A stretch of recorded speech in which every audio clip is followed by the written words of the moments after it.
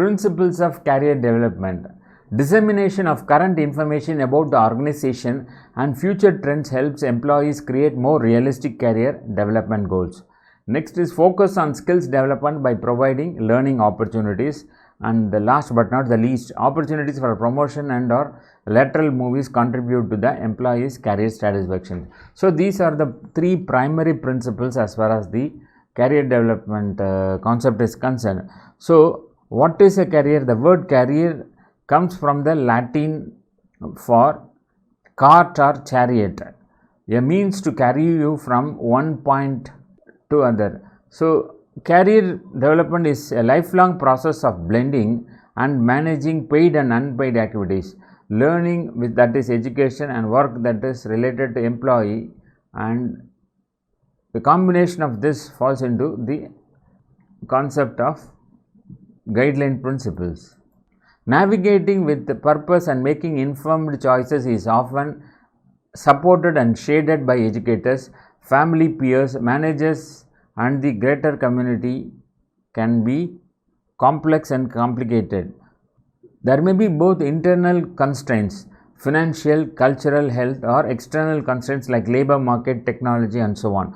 These guiding principles of career development perfect multiple voices from CERIC entails determining interests, beliefs, values, skills, and competencies and requests and needs, means making the most of talent and potential. However, you define growth and success, not necessarily linear. Advancement is dynamic, evolving, and requiring continuous adaptation and resilience through multiple transitions. Should be self-directed. An individual is responsible for his or her own career, but is not alone. We all influence and are influenced by our environment.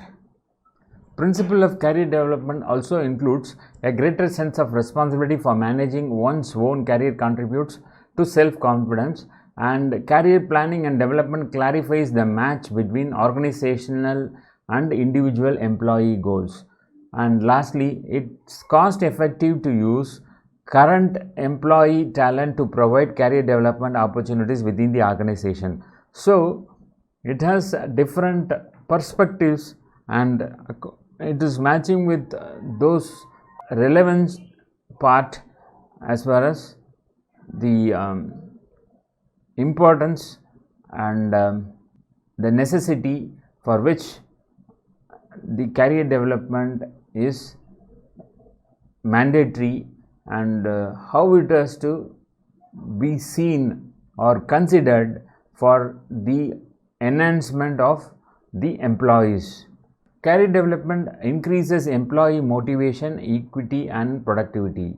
So this is an additional point or the additional principle of career development is increasing employee motivation and equality as well as productivity.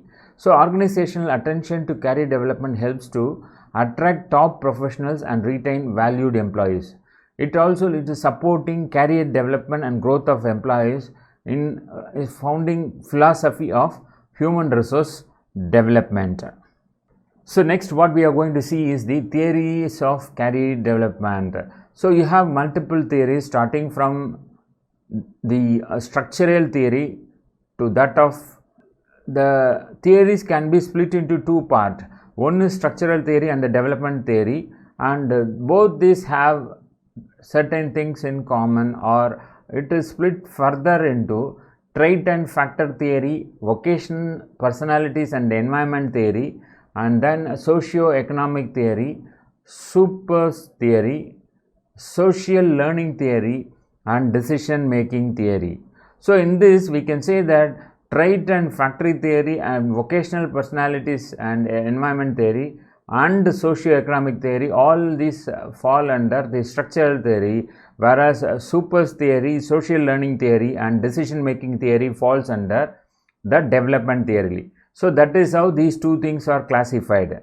So let us try to have a better picture or an overview of these theories. So a comparison of the theories This abstract compasses only a role, contrast that to regard of strengths and weaknesses. It can be examined in considerable detail 7 major viewpoints concerning the process of vocational decision making and subsequent career behavior. In so doing, the theories have been scrutinized, the relevant research described and its implications for the theories considered, and applications of the theories of the problems of human career behavior disclosed. The next objective is to contrast the various theories with regard to their strengths and weaknesses according to the variety of criteria. As a result of such comparison, it might be possible to reach some conclusions not about which theory is the best, but rather under what conditions one theory might be more useful than another as a conceptual guide. Furthermore, such a comparison might be a useful stepping stone to the consideration of a synthesis of the theories and directions for future theorizing about career behavior.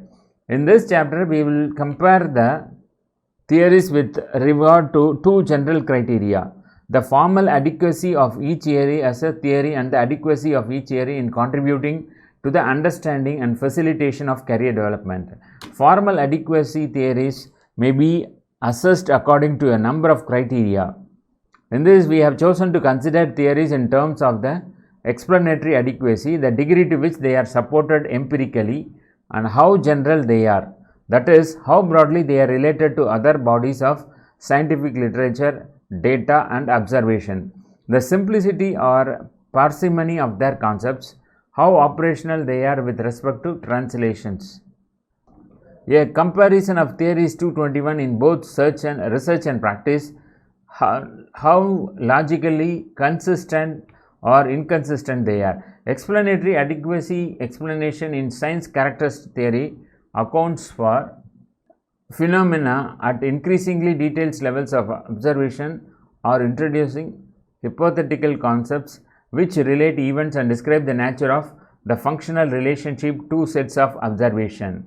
The first kind of explanation is commonly called reductionistic, the second type constructive. Examination of the theories reveals that all are constructive in their explanation of the phenomena of career behavior. The theories offer little in the way of reductionistic explanation. Nevertheless, there is some variation along AEM. Holland's theory identifies the function of constructs which underlie vocational behavior, while most of the other theories describe both the development and functioning of vocationally relevant constructs. The trait of factor approach, similar to Holland's theory in conception, explains little about vocational behavior, relying more on description than explanation. Similarly, the sociological thinking about career development is mostly descriptive in nature and attempts to illustrate the situational parameters that influence vocational behavior. Only the need theories have a substantial degree of reductionism inherent from or in their explanation of career behavior. Since needs include a psychological component, the needs theory approach to occupational behavior can be viewed as reductionistic to the degree that physiological needs may be reduced through vocational activities such as food earned and ingested to reduce hunger or sexual energy sublimated through vocational activity. Most of the theories thus are clearly constructive, ranging from Holland, who identifies many constructs which underlie vocational behavior, to Super, who postulates hypothetical constructs and processes such as the self concept and the interaction with situational events to account for career behavior. In general, there seems to be a little to choose among the theories as to explanatory adequacy because of their Their processes great similarity in explanatory approach. The theories are generally descriptive rather than explanatory. Only the more recent writings of Super seem detailed and explicit through to provide the basis of an explanation of the career development process. Empirical support. While the explanatory modes of behavior are very similar among the theories, the range of empirical support is wider and more varied. Some data exists on which to assess all the theories, but variations exist even in 222 theories of career development, the degree to which different theoretical points of view have stimulated research. With a few exceptions, the research on career behavior has not been experimental in nature. Ordinarily, research designs have used convenient samples and have observed the dash behavior of subjects over a period of time, concentrating on possible differences in vocational behavior as a function of the organizational sorting into groups. For example, groups sorted on childhood experiences are expected to enter predictably different occupations or students scoring in certain ways on personality instruments are expected to express vocational preferences of a predictably different kind than other students with somewhat different personality traits. Only rarely have conditions similar to those of an experiment been arranged.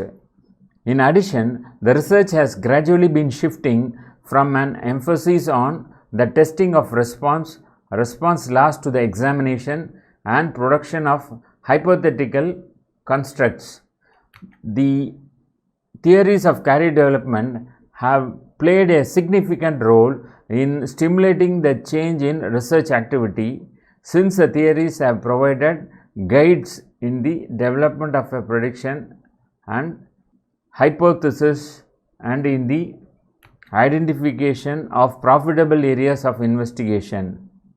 A considerable proportion of research based on super theory has resulted in empirical confirmation of the two fundamental aspects of his theory. That career choice is seen by the chooser of profitable areas of investigation, or as a way in which to implement his self-concept, and that throughout life one is confronted with a series of career development tasks which specify the particular vocational decisions that must be made. The only significant shortcoming in the data concerning Super's theory is its limited range.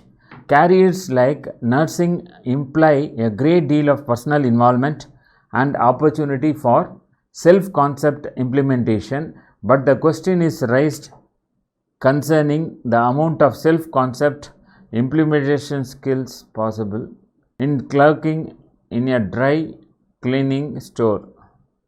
The behavioral style approach to personality and career has strong empirical support, but it's like Super's theory has been applied to a very limited range of career situations. As for Holland's theory, the descriptive elements have had some experimental validation, but the results have by no means uniformly indicated the validity of Holland's personality types.